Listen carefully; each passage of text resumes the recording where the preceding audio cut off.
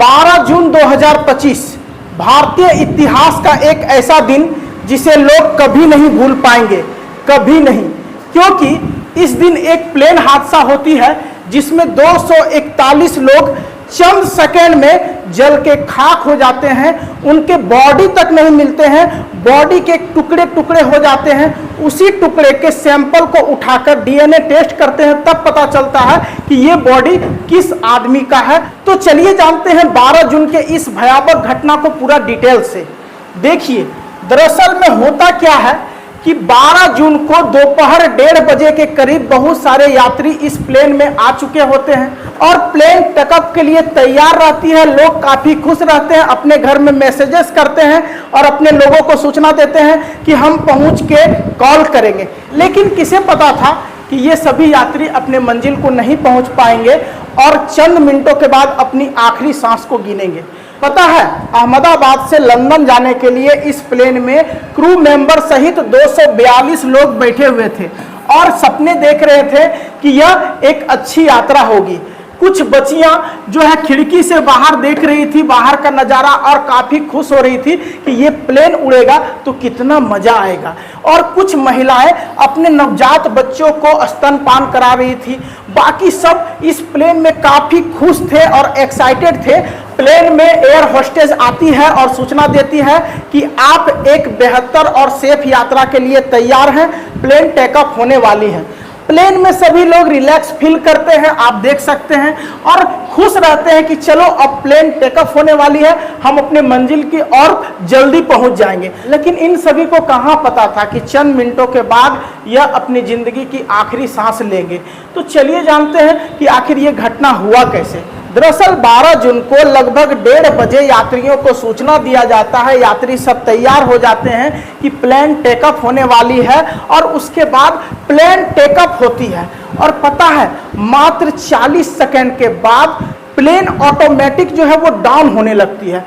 625 feet ऊंचा वो जाती है, उसके बाद डाउन होने लगती है। लोग घबरा जाते हैं। उसके बाद जो पायलट रहते हैं वो सूचना भेजते हैं कि ये प्लेन में कुछ दिक्कत है। वो कॉल करते हैं, मैसेज करते हैं, लेकिन उसका कोई जवाब नहीं आता है। और जब तक उधर से जवाब आता है ये प्लेन क्रैश हो चुका होता है। लोग कहते हैं कि यह पुराना प्लेन था जो क्रैश कर गया। मैं बताता हूँ इस प्लेन के बारे में पूरा डिटेल। दरअसल बोइंग 787 इस प्लेन का नाम था। ड्रीम लाइनर यानी ये जो कंपनी की प्लेन थी वो 15 दिसंबर 2009 को फर्स्ट टाइम उड़ी थी, यानी कि अभी से लगभग जो है 16 साल पहले। और उस टाइम पहली बार जब उड़ी थी तो तब से लेके आज तक इस प्रकार के प्लेन से कोई घटना नहीं हुई थी। ये एक अच्छा प्लेन माना जा रहा था, ठीक है। और उसके बाद अचानक जब यह घटना हो जाती है तो लोग इसके ऊपर कई प्रकार के कयास लगाते हैं कि यह पुराना प्लेन है। लेकिन मैं आपको बता देना चाहता हूं, जो इस प्रकार का प्लेन है उसका लाइफ स्पैन जो है वो 20 से 30 साल रहता है और इसका तो अभी 11 साल ही हुआ था। तो ये लगभग इस हिसाब से, कमर्शियल हिसाब से ये नया माना जाता है, ठीक है।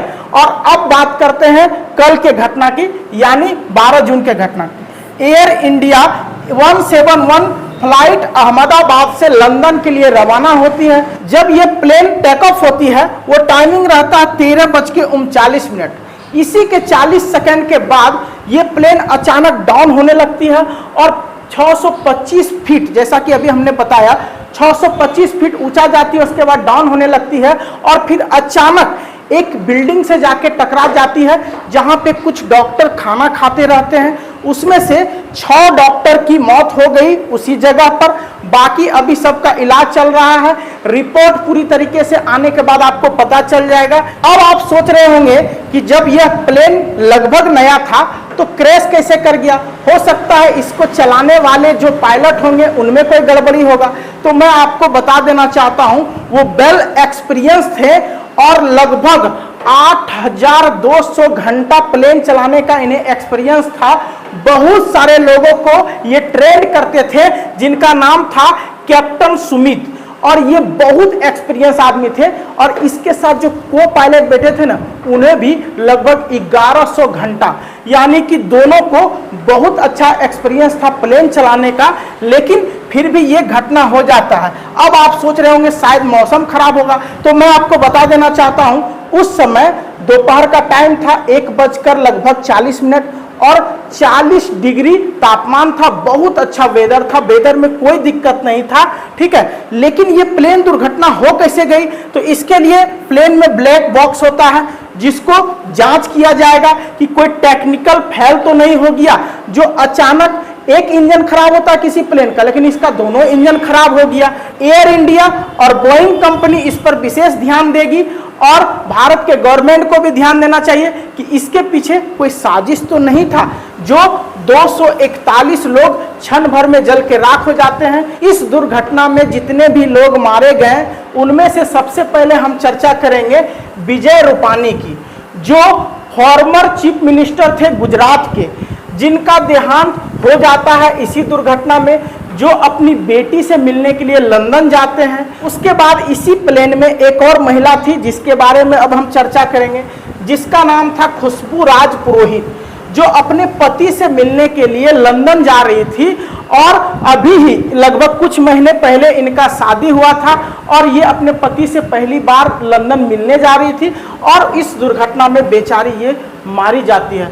सोच लो इसका पति का क्या हाल होगा, इसके घर वाले का क्या हाल होगा।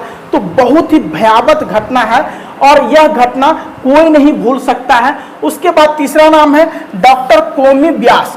ये है कोमी व्यास जो पूरे परिवार के साथ लंदन जा रहे थे शिफ्ट होने, वहीं पे अपना डॉक्टरी करते, लेकिन पूरा परिवार अपना लास्ट सेल्फी लेते हैं और कुछ मिनटों के बाद ही वो अपने जीवन का आखिरी सांस भी लेते हैं। तो बहुत ही दुखमयी घटना था ये, और इस प्रकार की घटना भगवान ना करे किसी के साथ हो और पूरा परिवार उजड़ जाए। मैंने 3 ही लोगों के परिवार के बारे में बताया, बाकी 241 लोग उसमें थे और सभी सोच लीजिए कि कैसा कैसा घटना हुआ हो।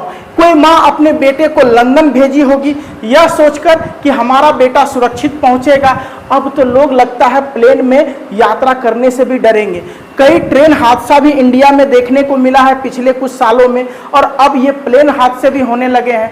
तो कहीं न कहीं एक विशेष जांच होना चाहिए कि इस प्रकार की हादसा क्यों हो रहा है। और मैं आपको बता देना चाहता हूं कि इसमें सिर्फ भारतीय ही नहीं बल्कि कुछ विदेशी लोग भी थे, जिसमें एयर इंडिया 171 में टोटल 242 पैसेंजर थे क्रू मेंबर को मिला के, ठीक है, जिसमें 53 ब्रिटिश सिटीजन थे, 7 पुर्तगाल के सिटीजन थे, 1 कनाडियन सिटीजन थे और 181 इंडियंस थे। और पता है इनमें से मात्र 1 बचता है, बाकी सब जल के खाक हो जाते हैं। जैसा कि अभी हमने आपको बताया, बॉडी तक भी पहचान में नहीं आता, बॉडी के टुकड़े टुकड़े हो जाते हैं। इतनी भयावह घटना होती है।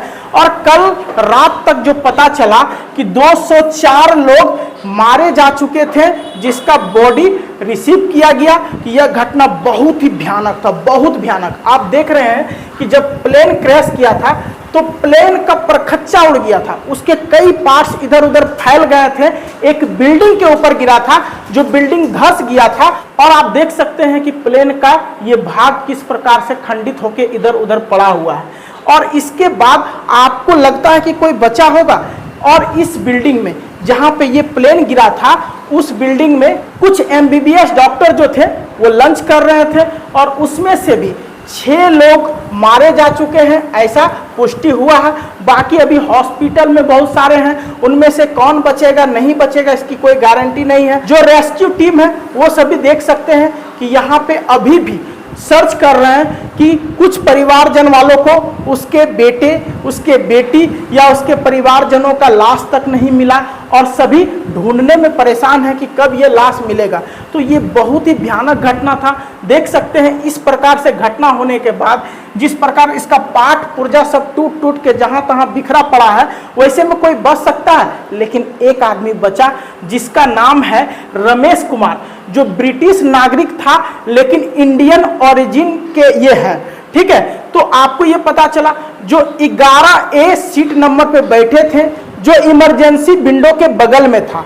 तो ये अपना बुद्धि का इस्तेमाल किए और जब प्लेन थोड़ा धीमा हुआ ये उस खिड़की से बाहर हो जाते हैं और किसी तरह अपनी जान को बचाते हैं। ये भागते रहते हैं तो इनके शरीर में कुछ जलन होता है, शकल पे कई निशान रहते हैं, आंखें नम रहती है और बस चिल्लाते रहते हैं, मेरा भाई उसमें था, ये था, वो था, लगता है कोई नहीं बचा। चिल्लाते हुए ये दौड़ते रहते हैं। अभी ये हॉस्पिटल में है, सेफ है, लेकिन सोच के देखिए कि 242 लोगों में मात्र एक लोग बचता है। उसमें कई महिलाएं थे, पुरुष थे, छोटे बच्चे थे और भगवान ना करे इस प्रकार का घटना दोबारा कभी हो और ऐसे मंजर से भगवान सभी को दूर रखें। इन सबों को भावपूर्ण श्रद्धांजलि और भगवान उनकी आत्मा को शांति प्रदान करे। और मैं भी आपसे रिक्वेस्ट करता हूं कि आप भी भगवान से प्रार्थना करें कि इनके परिवारजनों को शक्ति दे जो इस विडंबना को वो झेल पाएं। फिलहाल आज के लिए इतना ही।